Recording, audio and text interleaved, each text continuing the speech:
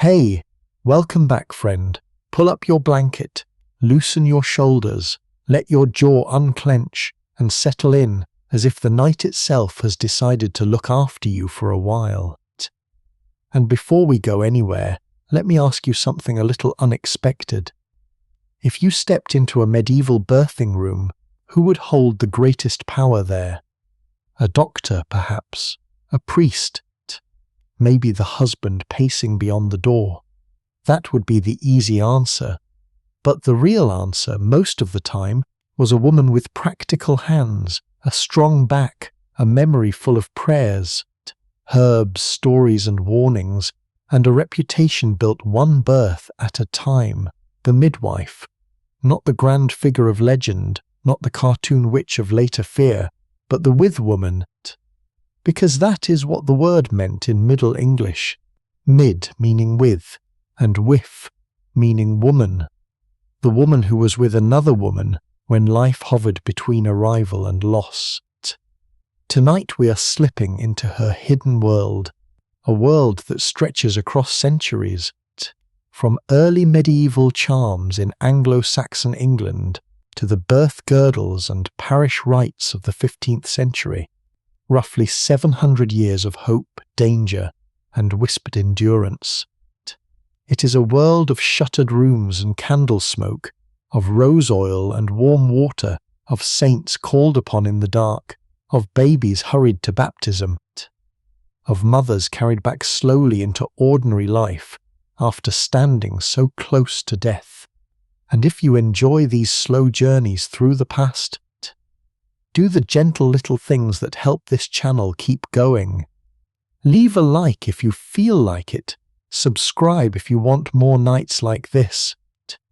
And in the comments, tell me where you're listening from and what time the night has reached where you are. I always love imagining these stories floating out into so many different quiet rooms.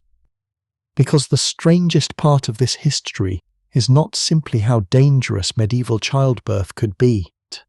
It is how organized, how communal, how deeply ritualized it was. Nothing about it was casual. Nothing about it was left untouched by belief. And once the labor pains began, the ordinary house itself started to change, as if the walls knew something immense was about to happen. Imagine you were in England sometime around 1450, in a market town where roofs lean slightly, streets smell of wood smoke and damp wool, and everyone knows everyone else's business before noon. Somewhere behind one of those doors, a woman has felt the first steady grip of labor. At once, the house becomes a different kind of place. She is brought into her lying-in space, which could be a chamber in a noble household, or just a curtained corner in a one-room home. Either way, the purpose is the same: enclosure, warmth, privacy, protection. The air is thick with beeswax, with rushes underfoot, with cloth aired by the fire, with the faint green scent of herbs bruised in bowls. Friends, sisters, neighbors, aunts move quickly now. One fetches linen. One warms water. One checks the fire. One mutters a prayer she has heard since childhood. And at the center is the midwife, not always literate, not always wealthy, often not glamorous in any sense, but trusted. Have you ever thought about how precious that kind of trust is? The trust given not to the most powerful person, but to the person who has been there before. Some births drew whole teams of women.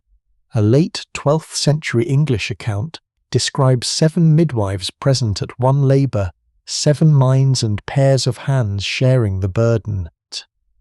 The birthing room was usually a female world, though men remained emotionally and dynastically tethered to it from outside, waiting for news that would shape inheritance, marriage, survival, everything. Picture a merchant's wife, her hair braided back, gripping a rope suspended from a beam, or a stool polished by use, while her mother presses her shoulder, and the midwife watches the rhythm of her pain, with the calm concentration of a sailor reading weather. The room is dim, perhaps intentionally, because calm mattered. Medieval people believed environment mattered too. What a woman saw, felt, smelled, feared. And in a way, don't we still believe that? We dim lights in hospitals, lower voices, speak of atmosphere and stress and comfort as if the body listens. Because it does. In those rooms, childbirth was not treated as a public spectacle or a medical puzzle first. It was an ordeal of body and soul. The child might come fast or not for days. The mother might survive or not, and yet the room itself kept insisting on tenderness. Folded cloth, warm basins, hands to hold, women to witness. There is something moving in that, the insistence that no one should cross such a threshold alone. But the room held more than comfort. It held technique, memory, and remedies that reached back through generations. And once you notice the tools of that world, the shadows begin to fill with meaning. Now that you are standing in that chamber, let us step a little closer to the midwife's working knowledge, because this was not empty superstition drifting about in candlelight. It was a practical art, half observation, half inheritance, and all of it sharpened by repetition.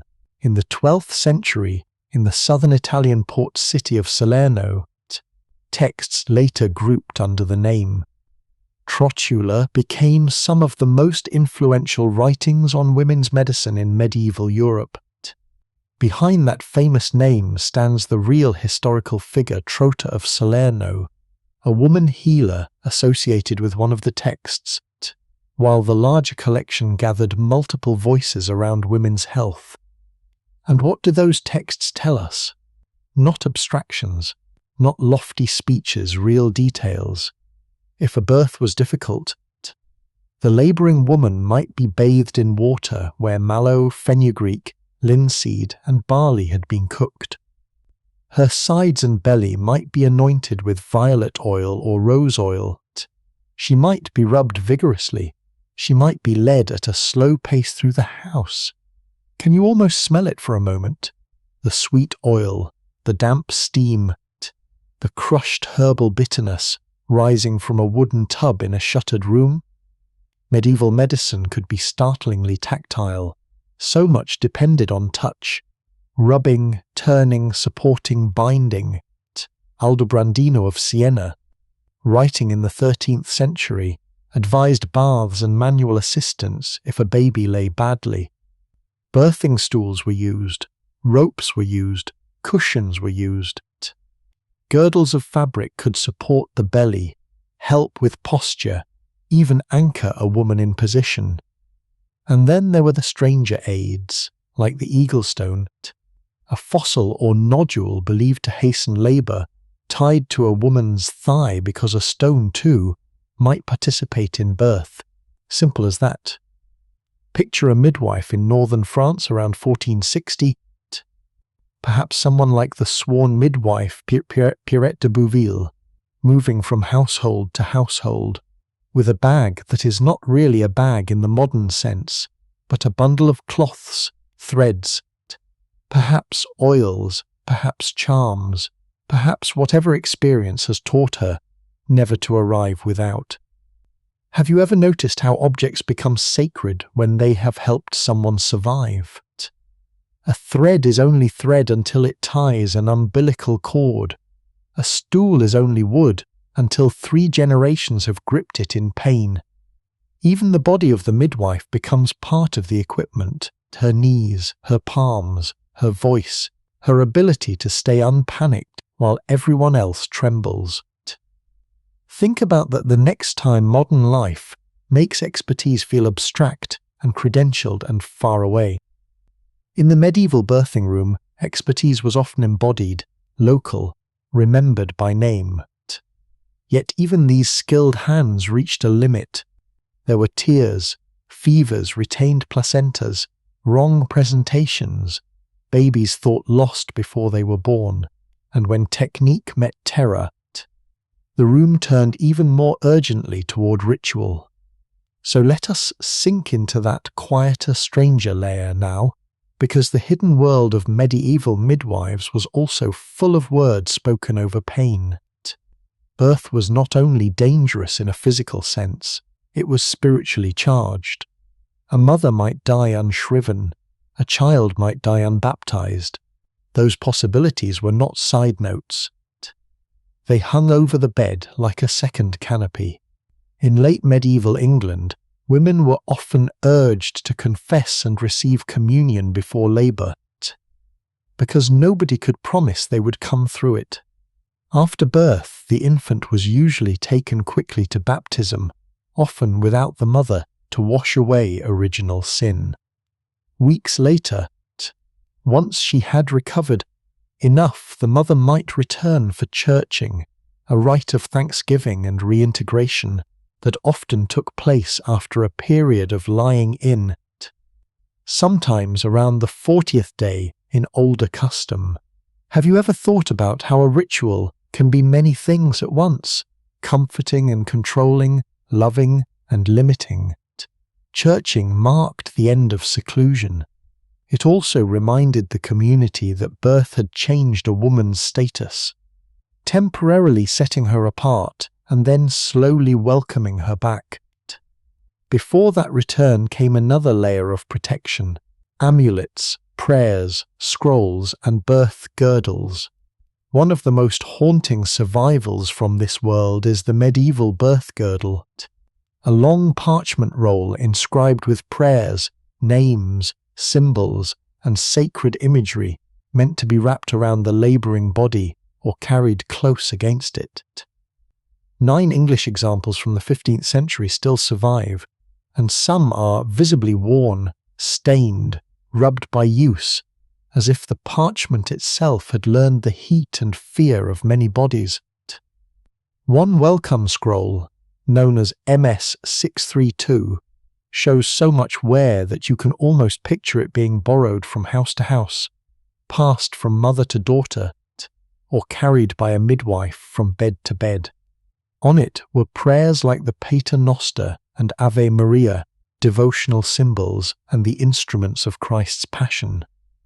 Because to touch sacred suffering, medieval people believed, was to draw near to healing. In some rituals, words were written on food, on wax, on amulets bound to the body. In older charms, the raising of Lazarus was invoked with the command to come forth, as if the child too might be called into the world by holy precedent. The line between medicine and magic was not a line they would have recognized as we do. For them, a prayer could soothe emotion, and emotion could affect the body, and the body could influence the birth. That web made sense to them. Perhaps in gentler ways it still makes sense to us. We keep lucky objects. We play the same song. We whisper the same hope into the same dark. Medieval women did not enter childbirth as passive victims of fear. They entered with systems, with scripts, with protective acts that made dread feel nameable. And still, beyond all of that, there waited the long after, the fragile hours and weeks when a birth was over but danger had not quite let go. The thing that moves me most looking back across these centuries is not only the peril, it is the softness people kept making in the middle of the peril. A mother in Florence in the 1420s, when childbirth accounted for about 1 in 5 deaths of married women. A queen like Elizabeth of York, seeking a girdle of the Virgin before her final confinement in 1503 and still not surviving it.